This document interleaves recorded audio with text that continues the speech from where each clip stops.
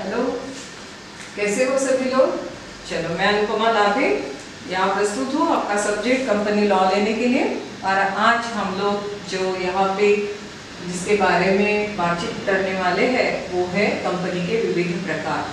कंपनियों को अलग अलग इसमें हम लोग बांटते हैं, जैसे समामेलित कंपनी और असमामेलित कंपनी। पिछले इसमें हमने कंपनी की व्याख्या देखी थी और कंपनी के अलग अलग हमने देखे थे लक्षण। ठीक है, तो आज के जो हमारा लेक्चर है उसमें हम लोग देखते हैं कि समामेलित और असमामेलित क्या होते हैं। समामेलित वो कंपनियां होती है जो कि राजाज्ञा प्राप्त कंपनियां हैं, या अधिनियम द्वारा निर्मित या वैधानिक कंपनियां हैं, या पंजीकृत है। बराबर है। जैसे कि देखो, राजाज्ञा प्राप्त कंपनी, नाम ही क्या बता रहा है, राजाज्ञा। राजाज्ञा यानी किसी राजा की या रानी की आज्ञा से जो बनी हुई कंपनी है उसे कहा जाता है राजाज्ञा प्राप्त कंपनी। इंग्लिश में इसे कहा जाता है चार्टर कंपनी। चार्टर कंपनी क्या होती है, ये जो किंग और क्वीन है, ये जो राजा है, वो अपने अधिनियम बनाते हैं और उन्हीं अधिनियम के द्वारा ये कंपनियां जो है अपना कार्य करती है। बराबर है। तो राजाज्ञा प्राप्त कंपनी में जो भी अधिनियम होंगे, ये कंपनी को किस तरह से चलाना है, ये कंपनी किस तरह से बनेगी, अपना कार्य करेगी, ये पूरा का पूरा किसके द्वारा बताया जाता है, राजाज्ञा द्वारा।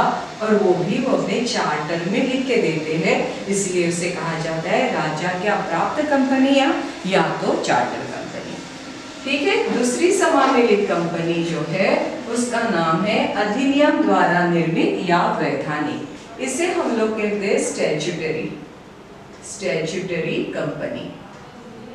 स्टैट्यूटरी क्या होता है, अधिनियम यानी क्या होता है कि ऐसे कुछ अधिनियम जो कि या तो हमारे विधान में बताए गए हैं या पार्लियामेंट में जिसके बारे में कोई कानून बनाया गया है, उस कंपनियों को कहा जाता है स्टैट्यूटरी या तो वैधानिक कंपनी।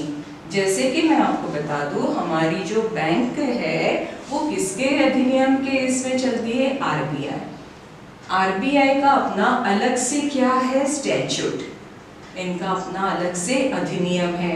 और इन अधिनियमों के अंतर्गत जो कंपनी बैंक का निर्माण हुआ है उन्हें कहा जाता है वैधानिक। जैसे हमारा है इंश्योरेंस कंपनियां भी है, उनका भी अपना एक स्टैट्यूट बना हुआ है और ये जो पार्लियामेंट ने पास किया हुआ है, ऐसे इसको कहा जाता है स्टैट्यूटरी कंपनियां। पंजीकृत यानी ही क्या होता है, रजिस्टर्ड कंपनी। अभी हम लोग जिस कंपनियों के बारे में बात कर रहे हैं वो हमारी होती है रजिस्टर्ड यानी पंजीकृत कंपनियां। पंजीकृत कंपनियां वो होती है जो कंपनीज एक्ट 2013 के अंडर जिनका समामेलन हुआ है। जैसे या तो 2013 या जो पहले जो एक्ट उस समय लागू हो रहा था कंपनी के निर्माण के लिए, ऐसे कंपनी के अंदर जो कंपनियां अपना रजिस्ट्रेशन करवाती है उसे कहा जाता है पंजीकृत कंपनियां। तो ये किसके हो गए, ये हो गए पूरे समामेलित कंपनी। अब असमामेलित कंपनियां क्या होती है, असमामेलित कंपनियां वो होती है जिनका समामेलन कोई भी राजाज्ञा द्वारा नहीं हुआ है, या तो अधिनियम द्वारा नहीं हुआ है, या तो जो पंजीकृत नहीं है, तो हम लोग इसे कहते हैं अनरजिस्टर्ड कंपनी, जिनका पंजीयन हुआ नहीं है। जैसे कि soul trader, partnership, cooperative societies, जिनका किसी भी इसमें रजिस्ट्रेशन नहीं हुआ है, पंजीयन नहीं हुआ है, ऐसे कंपनियों को कहा जाता है असमामेलित कंपनी। जो ये असमामेलित कंपनियां रहती है जैसे सोल ट्रेडर, तो उसकी लायबिलिटी कैसे रहती है, अनलिमिटेड रहती है। बराबर है। ये पार्टनरशिप, इनके लिए ऐसा कुछ अधिनियम नहीं बनाया है कि इन्होंने अपनी कंपनी को रजिस्टर्ड ही करना है। लेकिन जब हम लोग पार्टनरशिप फर्म के बारे में बात करते हैं तो महाराष्ट्र में ये अनिवार्य है कि आप अपनी पार्टनरशिप फर्म को यानी साझेदारी को आप रजिस्टर कराओ, पंजीयन कराओ। तो ऐसे इसमें ये वाली कंपनियां पार्टनरशिप महाराष्ट्र में जो है उन्हें रजिस्टर्ड कहा जाता है या पंजीकृत कहा जाता है। ठीक है, तो ऐसे होते हैं समामेलित कंपनियां और असमामेलित कंपनी। फिर ये जो पंजीकृत कंपनियां हैं उसे हमने फिर से डिवाइड किया हुआ है। किसमें डिवाइड किया हुआ है? अंशों द्वारा सीमित कंपनी, फिर कहा है गारंटी द्वारा सीमित कंपनी और असीमित कंपनियां। और सबसे पहले हम लोग देखते हैं कि ये अंशों द्वारा सीमित कंपनियां क्या होती है। अंशों द्वारा सीमित यानी उसका मतलब ये होता है कि यहाँ के जो सदस्य है, यहाँ के जो मेंबर्स है, सदस्यों का जो दायित्व होता है वो कैसा होता है? सीमित। सदस्यों का दायित्व सीमित कहाँ तक के होता है? जो कि उनके अंशों की राशि है, उन्होंने जो अंशों को धारण किया हुआ है उसकी जो राशि है उस तरह से उनके जो जिम्मेदारियां है उसे सीमित किया जाता है, इसलिए उन्हें कहा जाता है अंशों द्वारा सीमित कंपनियां। चलो हम लोग एक एग्जांपल लेते हैं। समझ लीजिए कि उनके शेयर्स है जिसकी फेस वैल्यू कितनी है? 100 रुपया है। 100 रुपये फेस वैल्यू है, उन्होंने 80 रुपये अभी तक के दे दिए हैं, तो अभी इनका दायित्व कितना रहा? सिर्फ 20 रुपये। यानी उनके अंशों के ऊपर अभी जो भुगतान हुई राशि नहीं है वहां तक के उनका दायित्व सीमित होता है। या तो ऐसा भी होता है, आजकल जैसे हम लोग देख रहे हैं जब से डिमटेरियलाइजेशन हुआ है, हम लोग ऑनलाइन जब से शेयर्स को परचेस करते हैं तो अभी हम लोग यानी पूरी की पूरी जो राशि है जब एप्लीकेशन करते अप्लाई करते हैं शेयर्स खरीदने के लिए तो पूरी की पूरी राशि तभी हम लोग उसको भुगतान कर देते हैं। तो अब ऐसे समय में आपने अगर पहले ही पूरी की पूरी राशि को भुगतान किया हुआ है तो अभी आपका दायित्व कितना हो गया? कुछ भी नहीं, 0।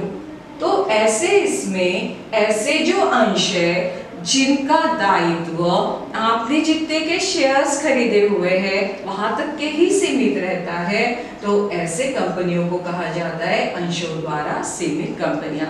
ज्यादा से ज्यादा जो हमारे भारत में बनी कंपनियां हैं उनका दायित्व जो है अंशों द्वारा सीमित ही होता है। लेकिन समझ लीजिए कि ये अंशों द्वारा सीमित कंपनी ये इनके ऊपर समझ लीजिए जैसे मैंने अभी आपको कहा था कि आपने अभी तक के कितने पैसे को भुगतान किया है? सिर्फ 80 रुपए का भुगतान किया है, अभी ये 20 रुपए बाकी है। तो ये 20 रुपए ये कंपनी के द्वारा जीवन काल में, ये कंपनी के जीवन काल में कभी भी मांगे जा सकते हैं, बराबर है। और जिस पर्पस के लिए, जिस उद्देश्य के लिए उन्होंने ये शेयर्स जो है जारी किए हुए थे उसी उद्देश्य के पूर्ति के लिए या फिर ये कंपनी का समापन हो जाता है और कंपनी के पास उनके जो लायबिलिटीज है उसको पूरा करने के लिए, उनका जो कर्जा है उसे पूरा करने के लिए उनके पास अगर पैसे की कमी पड़ती है, ऐसे समय में भी ये पैसे जो है कंपनी द्वारा मांगे जा सकते हैं। यानी ये कंपनी अपने जीवन काल तक किसी भी वक्त ऐसे जो इनका जो भुगतान हुई राशि नहीं है वो राशि की डिमांड या मांग कर सकती है। अब दूसरी कौन सी है? तो ये भी कंपनियां, जैसे दूसरी क्या है? गारंटी द्वारा सीमित कंपनी। जनरली ये देखा गया है जो गारंटी द्वारा सीमित कंपनियां हैं इनका मेन उद्देश्य जो है वो व्यवसाय नहीं रहता है, यानी नफा कमाना ये उद्देश्य नहीं रहता है, तो उनका उद्देश्य रहता है सामाजिक में क्या हो सकता है? जैसे हमारा आर्ट्स है, कॉमर्स है, साइंस है, इसको बढ़ावा देने के लिए भी कई कंपनियों का सम्मेलन होता है। या फिर दूसरा हम लोग समाज के लिए कुछ कार्य कर रहे हैं, जिसका उद्देश्य नफा कमाना नहीं है, इस वजह से भी ऐसी गारंटी द्वारा सीमित कंपनियों का समावेलन किया जाता है। अब इनकी जो भुगतान राशि है, समझ लीजिए कि मैंने एक कंपनी है जिसका समावेलन हुआ है, उसको एक 10,000 रुपीज की गारंटी जो है वो दी हुई है। अब मेरा दायित्व इस कंपनी की तरफ कितना रहेगा, सिर्फ 10,000 तक के रहेगा, लेकिन इसका भुगतान मुझे कब करना है, जीवन काल में नहीं करना है। तो जब ये कंपनी का ये हो जाता है, समापन हो जाता है, तो भी ये कंपनी मुझसे ये राशि के लिए मांग कर सकती है। उनके जीवन काल में, यानी जब वो कंपनी शुरू है तब ये मुझसे ये पैसे नहीं मांग सकती है। ये सिर्फ और सिर्फ कब मांगे जा सकते हैं, जब कंपनी का समापन हो जाता है और कंपनी के पास इतना पैसा नहीं है या कंपनी की तरफ इतने एसेट्स नहीं है कि वो अपने लायबिलिटीज को पूरी की पूरी तरह से दे सके, तभी ऐसे पैसों के लिए वो मांग कर सकती है।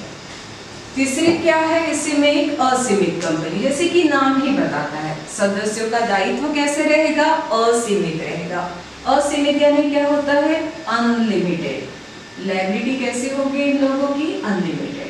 अब अनलिमिटेड लायबिलिटी है तो जैसे भी कंपनी का क्या हो जाता है, समापन हो जाता है, और कंपनी के, जैसे मैंने यहाँ पे कहा कि कंपनी के समापन के समय पे कंपनी ऐसे सदस्यों से राशि के भुगतान के लिए बोल सकती है, लेकिन राशि कितनी होगी, जितनी की हमने गारंटी दी है। लेकिन जब हम लोग असीमित कंपनियों के बारे में बात करते हैं, तब ये भुगतान राशि कितनी होगी, असीमित होगी। हो सकता है कि मैंने 1,000 रुपए के शेयर्स परचेस किए हैं और कंपनी को जो नुकसान हुआ है, जो उनके पास पैसे नहीं है, वो कितने हो गए, 10,000 तक का है। तो ऐसे समय में कंपनी मुझसे ये 10,000 रुपए भी मांग सकती है, और ऐसे समय में ये सिर्फ मुझसे 1,000 रुपए नहीं, अगर मेरे देने की क्षमता नहीं है 1,000 रुपए, तो मेरे जो असेट्स है उसे भी जोड़ दिया जाता है और 10,000 रुपए जो है उससे रिकवर किए जा सकते हैं, या फिर जो बाकी मेंबर्स है उनसे भी ये पैसे का जो भुगतान है वो किया जा सकता है। इसीलिए ऐसी कंपनियां जो है भारत में ज़्यादा प्रचलित नहीं है, लेकिन फिर भी ऐसी कंपनियां जो है वो हो सकती है, वो जो अपने सदस्यों के दायित्व को असीमित कर सकती है। ठीक है, फिर ये जो 3 प्रकार की कंपनियां हैं, जैसे हमने कहा अंशों द्वारा सीमित, गारंटी द्वारा सीमित, असीमित कंपनियां, ये फिर से कौन सी कंपनी हो सकती है, एक व्यक्ति कंपनी, निजी कंपनी या तो सार्वजनिक कंपनी। ये एक व्यक्ति कंपनी जो है वो अभी 2013 के एक्ट के तहत आई हुई है, यानी कंपनीज एक्ट 2013 में ये जो कंपनी है वो नई अभी आई हुई है। एक व्यक्ति कंपनी यानी क्या होती है, जैसे मैंने आपको कहा कि असमावेलित कंपनी में कौन सी कंपनी आती है, सोल ट्रेडरशिप। सोल ट्रेडरशिप का मतलब क्या होता है, एकल व्यापार। एकल व्यापारी की ये क्या होती है, यानी उसका दायित्व कैसे होता है, असीमित दायित्व होता है। यानी क्या है, अगर वो जो व्यवसाय कर रहा है उस व्यवसाय से उसे उतना नफा नहीं होता है कि जितना कि उसकी जो लायबिलिटीज है वो पूरी कर सके, तो ऐसे समय में उसकी जो प्राइवेट प्रॉपर्टी है, निजी संपत्ति जो है उसे भी उसमें जोड़ा जाता है। ये जब उसमें व्यापार करने का कौशल्य है, वो व्यापार कर सकता है, लेकिन वो क्यों नहीं आगे बढ़ रहा था, क्योंकि उसका दायित्व कैसा होता है, असीमित होता है। तो ऐसे इसमें जिस व्यक्ति में व्यवसाय करने की क्षमता है, कुशल है, लेकिन सिर्फ वो व्यवसाय में क्यों नहीं आ रहा है, क्योंकि उसका दायित्व असीमित होता है। इसे देखते हुए कंपनीज एक्ट 2013 ने ये नई कंपनी का निर्माण किया है, जिसे कहा जाता है एक व्यक्ति कंपनी। ऐसे एक व्यक्ति कंपनी में सिर्फ एक ही व्यक्ति जो है वो कंपनी का समावेलन कर सकता है, और उसका दायित्व कैसा होता है, लिमिटेड होता है।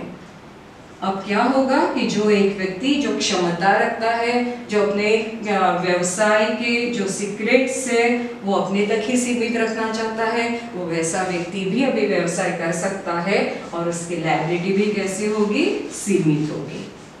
ठीक है। अब ये निजी कंपनी, निजी कंपनियां क्या होती है, जहां से मिनिमम कितने नंबर ऑफ मेंबर्स चाहिए आपको, 2। 1956 में चाहिए थे 50, मैक्सिमम कितने चाहिए थे, 50। मिनिमम तो अभी भी कितने हैं, 2 ही है। इतने मेंबर्स से ही आप क्या कर सकते हैं, अपने कंपनी का समामेलन कर सकते हो। लेकिन 2013 ने अभी क्या कहा हुआ है, अपनी मैक्सिमम लिमिट 50 से कितनी बढ़ा दी है, 200 तक। ठीक है। अब ये सार्वजनिक कंपनियां, सार्वजनिक कंपनियां क्या होती है, जहां पे मेंबर्स कितने होते हैं, मिनिमम नंबर ऑफ मेंबर्स कितने होने चाहिए, 7, और मैक्सिमम कितने होने चाहिए, कितने भी हो सकते हैं जितने आप अंशों को देना चाहते हैं, यानी हम लोग इसे कह सकते हैं अनलिमिटेड, यानी जितने भी चाहिए उतने लोग ये कंपनी को सार्वजनिक कंपनी में जोड़ सकते हैं। तो ये तो एक फर्क है ही, लेकिन एक दोनों के बीच में जो महत्वपूर्ण अंतर है वो ये होता है कि ये निजी कंपनी जो है अपने शेयर्स जो ट्रांसफर होते हैं उसके ऊपर रोक लगाती है, लेकिन इसके जो शेयर्स है वो कैसे होते हैं, फ्रीली ट्रांसफरेबल, यानी बहुत सहजता से वो एक पर्सन से दूसरे पर्सन को बेचे जा सकते हैं।